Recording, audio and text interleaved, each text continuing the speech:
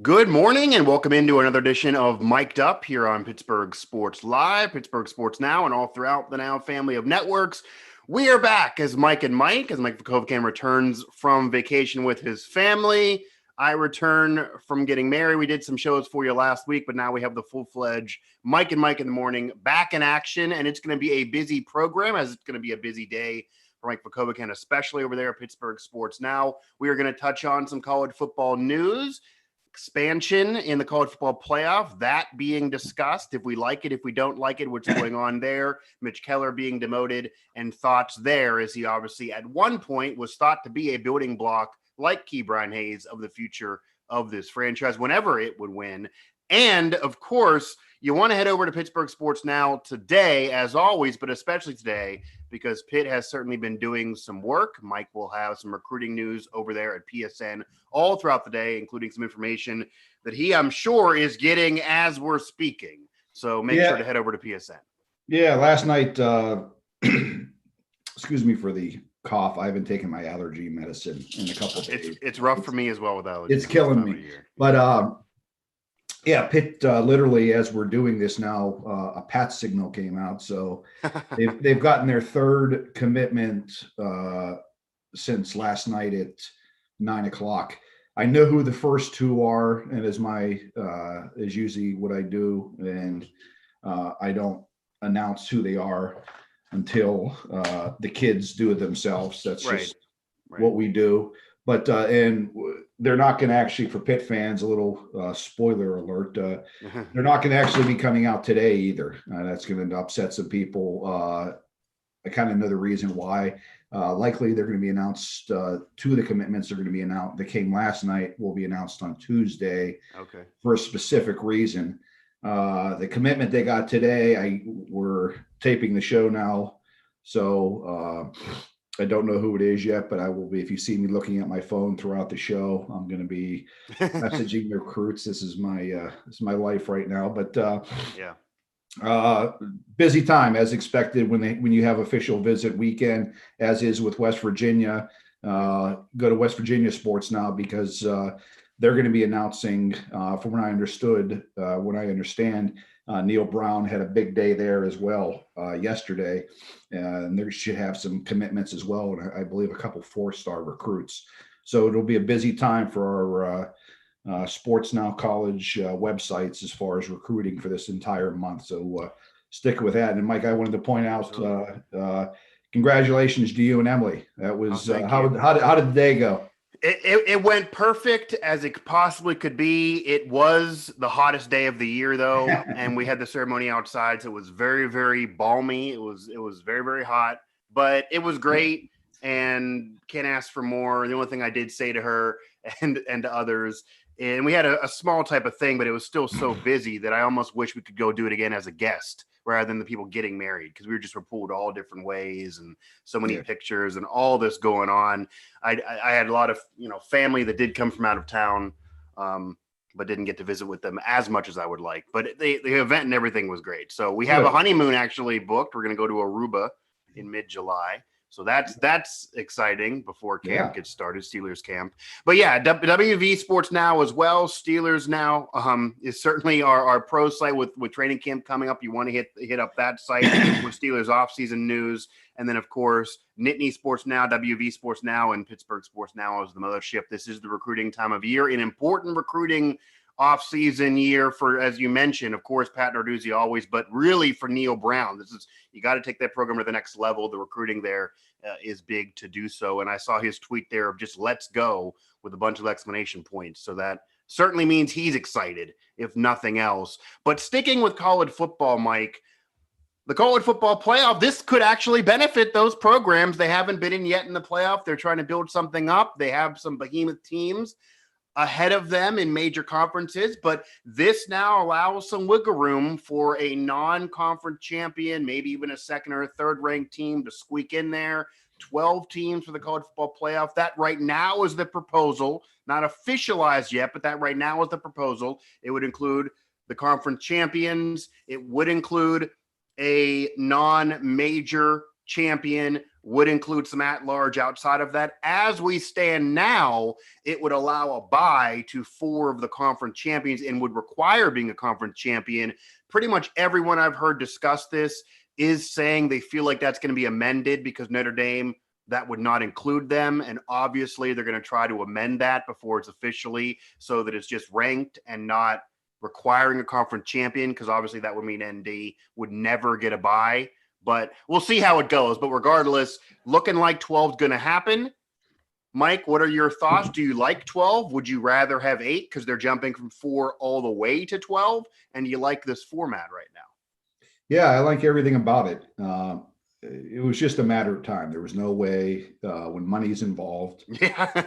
There's just too much money to make. And let's Right. be honest, football is a bigger national draw than basketball. Despite everyone that loves March Madness, I love it. Oh, yeah. You just have to only imagine what that would be like on a football level. People go crazy, and that's what's going to happen.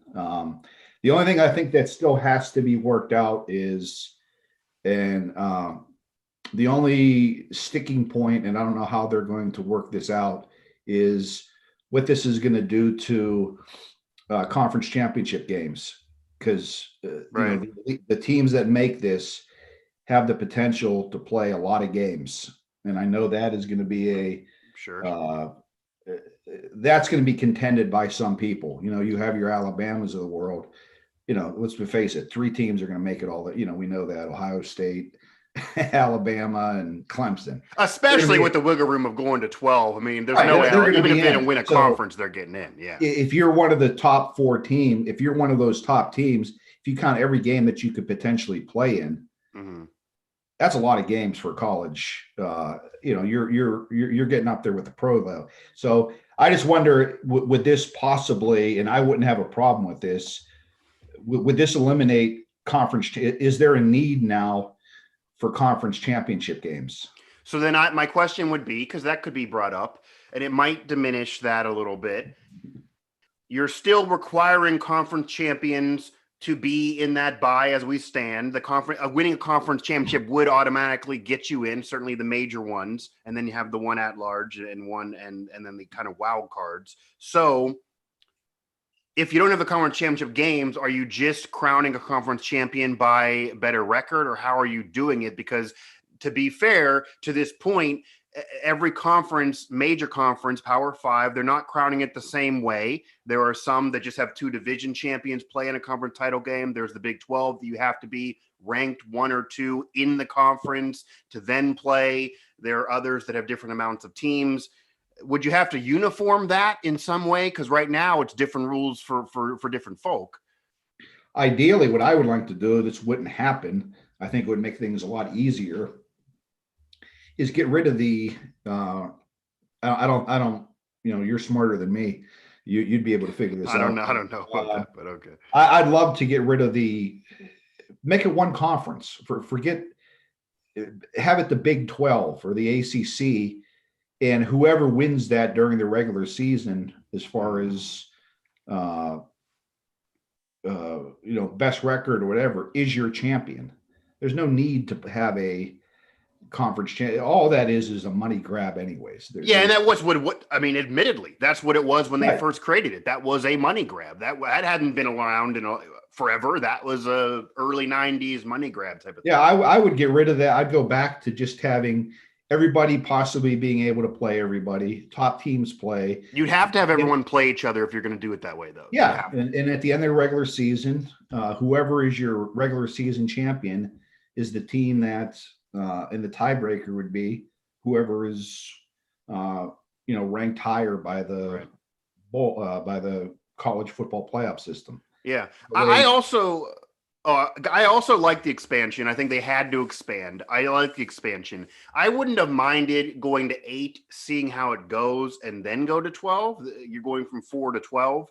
To make this clear to people, you're still going to have the 13th ranked team. The 14th ranked team could very easily be a 2-loss team that's in a major conference that could be upset. You could very well have, because in the past couple of years, we've had multiple teams from the group of 5 claiming they should have been there. So you're still going to have teams complaining. You're still going to have some teams getting upset. It does certainly allow it to be teams that are more legit. More mistakes would have been made by those teams once you get to 13, 14, 15. They're going to have losses. You're not going to have an undefeated team there. So those issues are in a way corrected. I wouldn't have minded starting at 8 and seeing how it went and then going to 12. But I'm happy there's somewhat of an expansion. I also do like the fact, and maybe this is how you get to 12, because 8 wouldn't have allowed as much room to do this, only 1 or 2. Conference champion in the Power 5 should automatically get you in. I'm fine with that.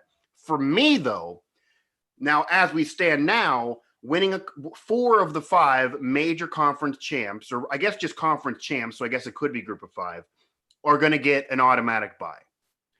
The way it stands now, the proposal is you have to win a conference to get a bye. Now, I get that. I get it.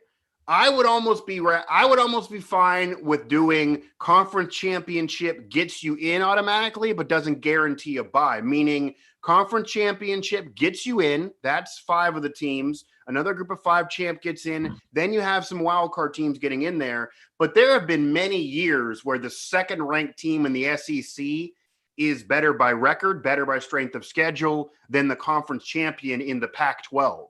And based on what they're proposing, the Pac-12 conference champion would have a higher seed and would get a bye, and the runner-up in the SEC that would lose out to Bama every other year with a better record and a better strength of schedule potentially would not, and would have to play a first-round game, which certainly could be a crapshoot. So you're still going to have some complaining over that. I don't know if that's 100% fair because the conferences are not created equal. Yeah, but in that situation, unless those 2 teams play, it's just pure. It's conjecture. We could say that they're better, the second best, but we don't know unless they play. I think that would just make things too complicated. It would just be strength of schedule, though, because the Pac-12 this past year only had a few ranked teams, whereas generally speaking in the Big 12, ACC as well, SEC, you're going to have at least 5 ranked teams. There was a year the SEC had 5 top 10 teams. If you're playing 3 top 10 teams in 5 weeks and the Pac-12 team is playing 1 ranked team in 5 weeks, strength of schedule wise, it doesn't scream fair. Yeah, I agree. But I mean, you're always going to have that, I guess. Here's something that I wish, when you're trying to determine those wild card teams or the at-large teams, I'm just thinking out loud here. I wish football, and in some way the committee would adopt what the March Madness does and almost looks at a strength of schedule. Oh, sure. As far as and encourages teams to play better non-conference schedules, right? Or, as you're talking about here, tougher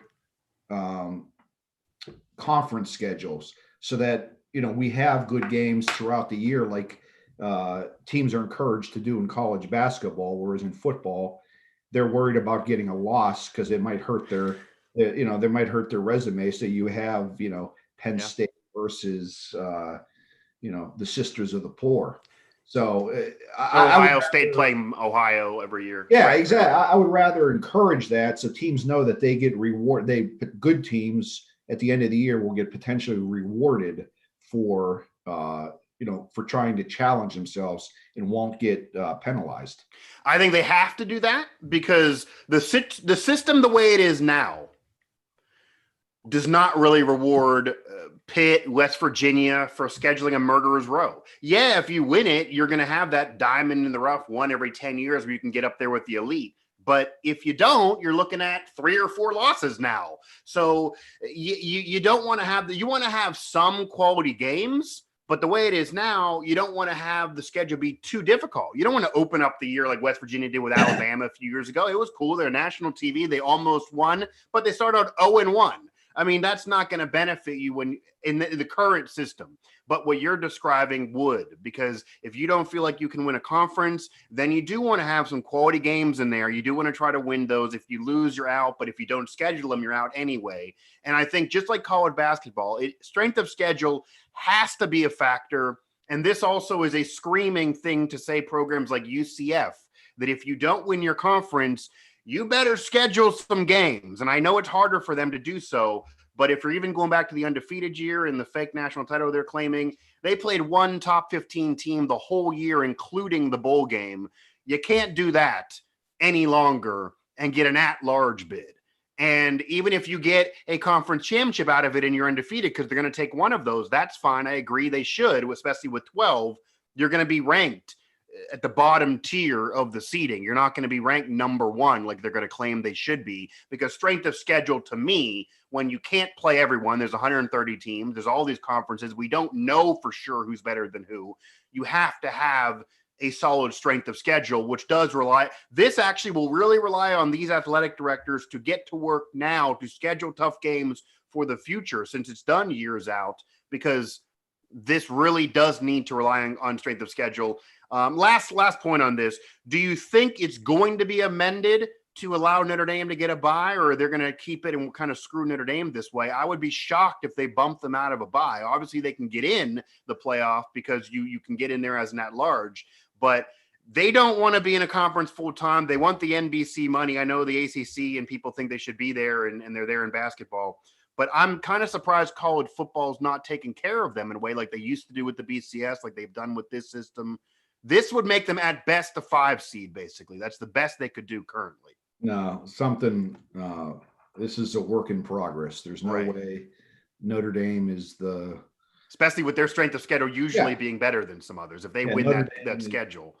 Notre Dame is up there just like they'll do everything they can to benefit, the Clemsons and the athletic director, since this has been happening, guarantee you, they're talking about this, and this thing will be amended so that it'll recognize Notre Dame's situation. And if there's a chance that they get a bye, if they're worthy enough to get a bye, Notre Dame will get a bye. I think what they could do, which is what they did with the BCS, is you have the conference champs, you have the at-large, you have the group of 5, and then they could figure something out. Is if Notre Dame is ranked in the top 5, then you can seed them in the top 5 or something like that. Because with the BCS, if they were ranked in the top 10, you could put them there. If Notre Dame, whether they're undefeated or not, because that's not a guarantee and their schedule is sometimes hard. If Notre Dame is ranked in the top 5, you have the opportunity to seed them in the top 4 to get a bye amongst the other conference champs, which would then be fair, because I don't think the conference champs could argue, because if they're a top 5 team, they're better than you. They're ranked better than you by the same people voting. If they're ranked 7th and you're ranked 4th, then you should be seated ahead of them. So that would be the fair way to do it. We will see, though. Mic'd up here as we wrap things up on this Monday morning. A lot to get to on these sites, a lot to discuss this week here. And college football expansion talk obviously is going to be a theme here, I'd imagine, and we're going to keep discussing it because it's not officialized yet. So we're going to see these amendments that will come. Mic'd up here, presented by Martin Lawn Services. Contact Doug Martin at 412-849-5894. Mike and Mike, now we'll close things up with some Pirates talk. We love it. I don't know if all of you do, but Mitch Keller, he's been in the news, and not positive for him, as he has now been sent down. A bumpy start, a rocky road to say the least, after a lot of promise and hype for him. Many thought he would be that pitching building block with Ke'Bryan Hayes, who's on a hitting tear when healthy. He's certainly solidified himself. But JT Brubaker, Tyler Anderson, other pitchers have certainly been better than Mitch Keller, if you're going to pick one of them to build around. What are your thoughts on Mitch Keller being sent down? Should he be up with the big club, because this year's not about wins and losses, and let him have some more time? And second of all, does this now kind of tell you, reading the tea leaves, that they are no longer sold on him, and he is now no longer a building block like Ke'Bryan Hayes, locked in for when this team wins in 3-4 years or whenever? I'm kind of torn on this, in just the sense of it's the right move on the surface. It's Sure. He's not pitching well enough. Right. However, you hit the key point there, is that there's no expectation for this team this year. And we've seen this before where he does it at AAA. Right. And I'm not going to be surprised if he goes down to AAA and lights it up. Right. And then they're going to be in a situation of bringing up, and he's going to be, all you're doing is, the only thing is, if they come to a conclusion, and I doubt that in, Ben Sherrington's for early tenure here that they've made a final decision yet on Mitch Keller. Probably not. Too No. young. There's too much similarities to Tyler Glass now for them to come to any sort of conclusion. It's just disappointing. At the beginning of the season, we talked about the two biggest stories that we want to see this year is what Key Brian Hayes does and what Mitch Keller does. Right. We're seeing with Key Brian Hayes, he's a star. That's pretty obvious. Yeah, when healthy. Yep. Yeah, and Keller, we just don't know yet, and unfortunately, I don't know that we're ever going to know. I would just, on the other hand, I understand it, but I would rather him pitch than Chase DeLong and Trevor Cahill, guys like that we know have no. JT Brubaker is different. I'd almost rather see him pitch than Chad Cole because we know Chad Cole has no future here. So I don't know. I'm kind of torn on it. He deserves to get benched or demoted, but why not try to work with the major league team, work with the major league coaches as opposed to going down to AAA because I don't know what he really can accomplish down there. That's my exact thoughts on it. What does this accomplish? It's very, very likely he's going to light it up in AAA, AA, wherever you want to put him, no matter what league, he's going to do well. That's very, very common for pitchers to light it up at a lower level and then struggle in Major League Baseball. He is still very early in his career.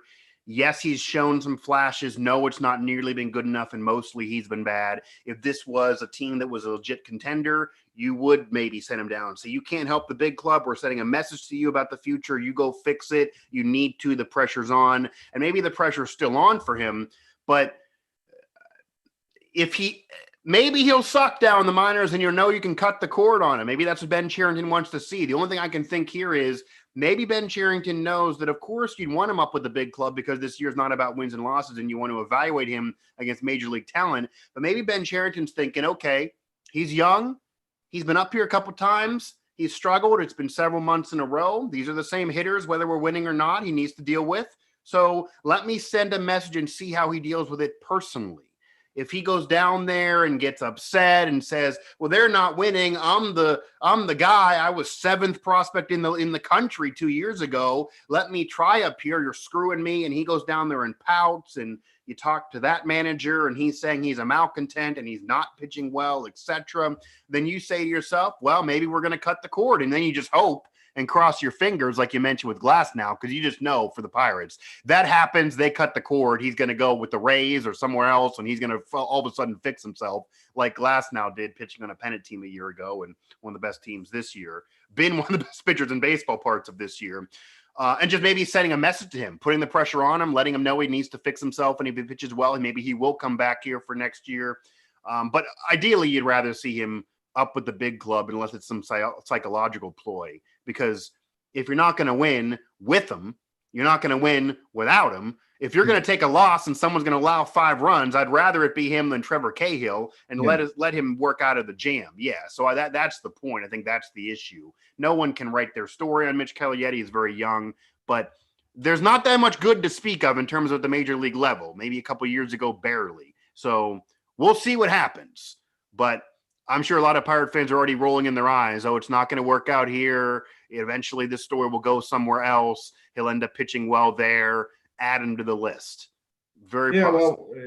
Well, that could be the case. But I would like the Pirates to give him, and I'm sure they will. Ben Cherington's a smart guy. They have a plan for obviously what they're doing with him. I just want to see him give every opportunity so it doesn't come back to say that this guy wasn't given enough time or stuff like that. So we'll see. I wouldn't doubt that he's back here in relatively maybe after the All-Star break if he shows what he has to do. And then we'll have the second half of the season to figure things out because, as we know, the Pirates are going to be making moves coming up here with the trading deadline coming up next month. So they're going to have roster fit. They're going to be making roster moves, need to bring guys up. And if he shows what he should do down there, he'll be back up here. But I don't know. You wonder whether or not he has